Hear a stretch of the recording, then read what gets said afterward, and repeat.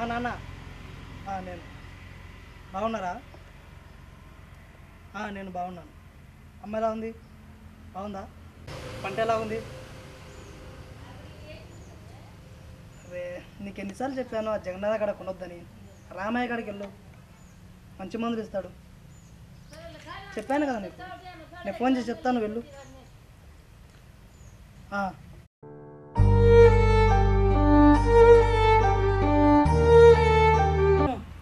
ఎక్కడ ఉండవరా? అలాగా నేనా మనసు బాగాలేకపోతే గుడికి వచ్చాను రా.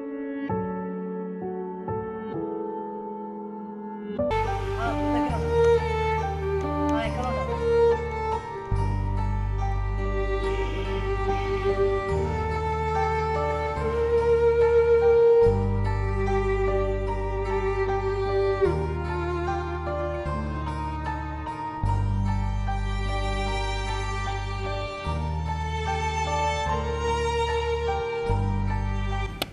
మనం కన్న కళలన్నీ కళ్ళలోనే దాచుకోవాలి. అయితే ఊరికొచ్చే కళలే కదరా, దాచుకుందాం.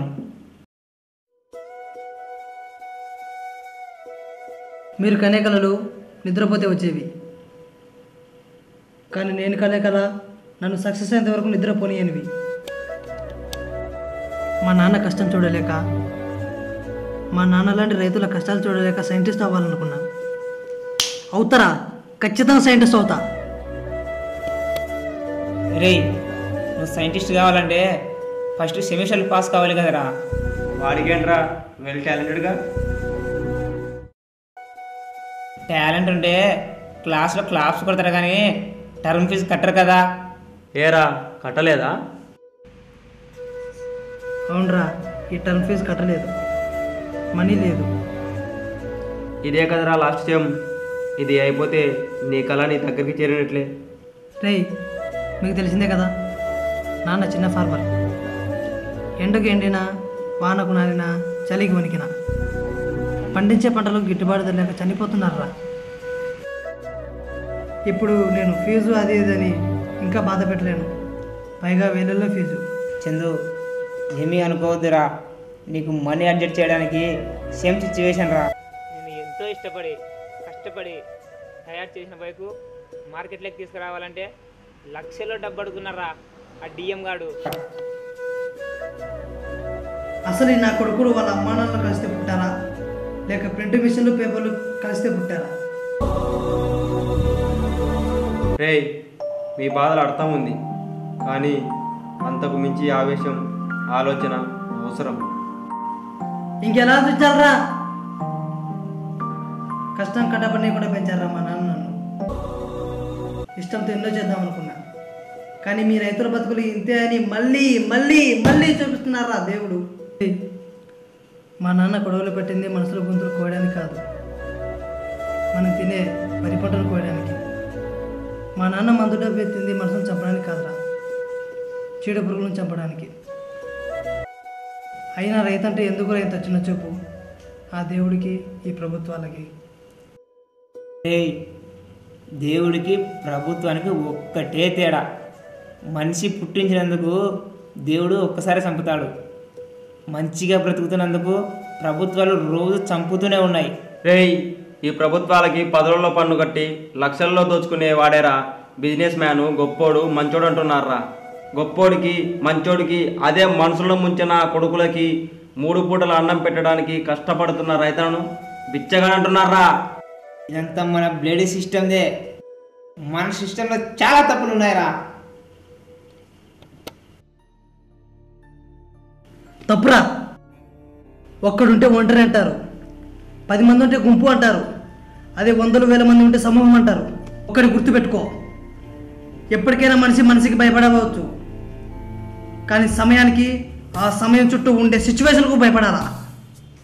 మరి వాట్ నెక్స్ట్? లేదురా, ఇంటికి వెళ్ళి నాన్న అడిగి సిమ్మ కట్టి కంప్లీట్ చేయడమే. చేరి 10 ఎకరాల ఉన్న మీ ఇద్దరి పరిస్థితి ఇలా ఉంటే ఏ కాకిలా 1 ఎకరా ఉన్న నా పరిస్థితి ఏంట్రా?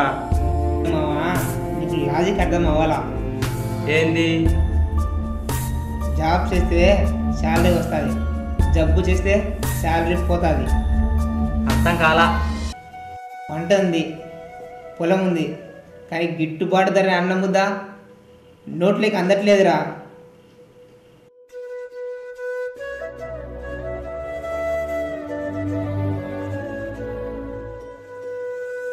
ఏమైందిరా? యాజ్ యూజువల్ గాలం చిక్కిన చేప పిల్లలు అయిపోయింది నా పరిస్థితి. నానేమన్నాడు? 10 ఎకరాల పత్తి వేసాడు. నకిలీ మందులు, నకిలీ విత్తనాలు, పెరిగిన వడ్డీలు, కాళ్ళ కట్టేసినట్లు కూలీల డబ్బులు. ఒకటారంట పంట వేసిన పాపానికి నలిగిపోతున్నాడు. 10 మంది చెప్పిన రోడ్డులకైనా 10-14 ఏళ్ళు శిక్ష పడుతుంది. కానీ మా నాన్నకేంటరా జీవితంతో శిక్ష పడుతుంది.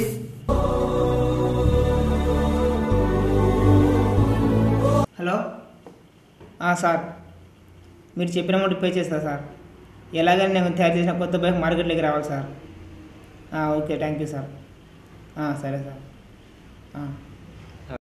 రేయ్, పోనీ గవర్నమెంట్ సైడ్ నుంచి ట్రై చేద్దామా?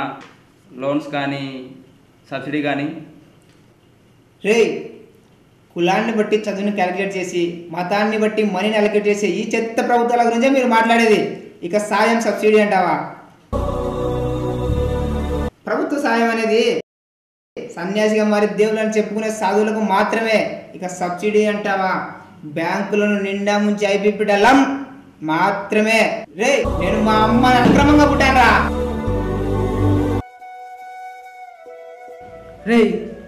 వందల వేల కోట్లు ఖర్చు పెట్టి ప్రాజెక్టులు కడతారంట. లక్షల ఎకరాల నుంచి సాగు చేస్తారంట. ఇవన్నీ చేయాలంటే రైతు కావాలి కదరా. ఈ చిన్న లాజిక్ మర్చిపోయారు కదరా ఈ చెత్త ప్రభుత్వాలు.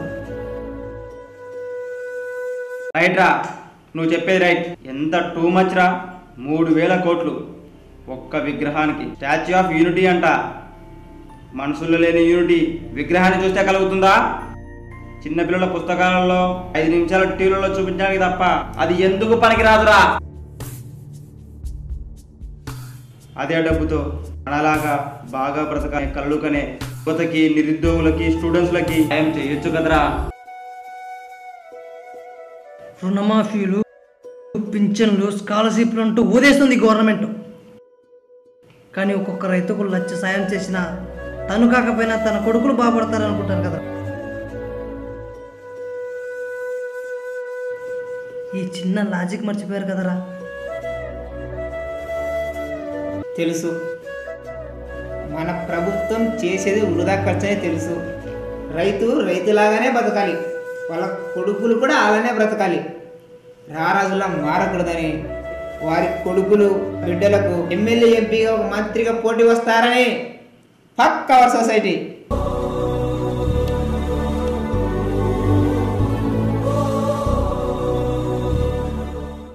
మరి ఇప్పుడు ఏం చేద్దాం రా? చదివాం, కష్టపడ్డాం, బాగా బ్రతకాలని కళ్ళు కన్నాం. కానీ ఈ సమాజం మనల్ని చావమని ప్రోత్సహిస్తుంది. బ్రతికి మన ఫ్యామిలీలను బాధ పెట్టలేం.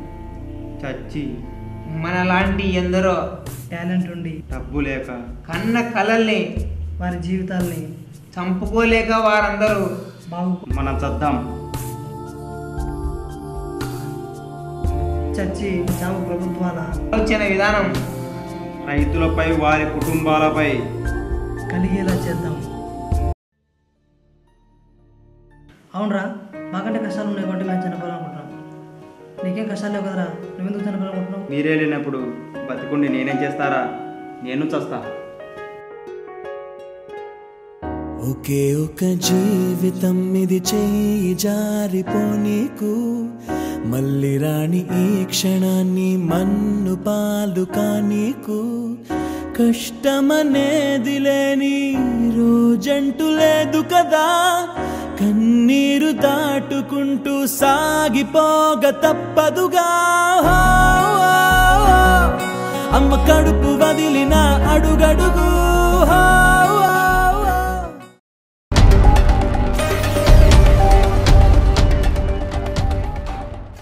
రాష్ట్రంలో పెను సంచలనంగా మారిన యువకుల ఆత్మహత్యలు. కర్నూలు జిల్లా బండాత్పూర్ మండలం ఎర్రగుల్ల గ్రామంలో ఈ సంఘటన చోటు చేసుకుంది.